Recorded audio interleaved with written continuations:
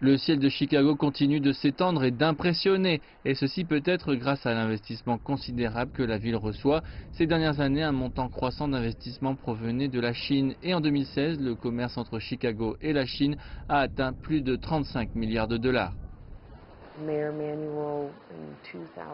En 2013, Maire Emmanuel a signé son tout premier accord avec le ministre chinois du Commerce.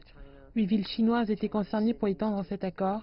Depuis lors, l'investissement direct étranger a augmenté de 100%.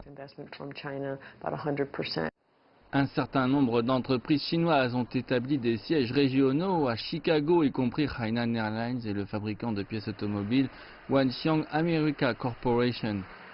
Ce point a été clairement souligné lors d'un événement récent célébrant le 40e anniversaire de l'établissement des relations sino-américaines.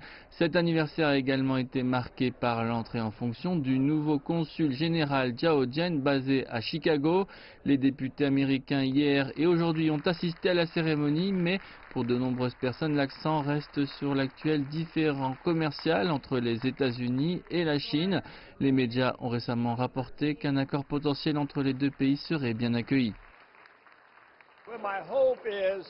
J'espère voir ce différend résolu, afin que nous puissions nous remettre sur le chemin du progrès que nous avons réalisé les 40 dernières années.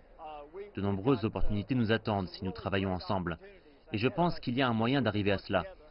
Il faut aussi aider les entreprises des deux pays à avoir l'avantage de travailler ensemble. Ceci est très important pour les relations entre les deux pays. Probablement le plus important à ce moment précis, car la relation commerciale reste très complexe. Mais j'ai bon espoir que nous pourrons arriver à une résolution qui bénéficie les deux parties, qui pourront se développer.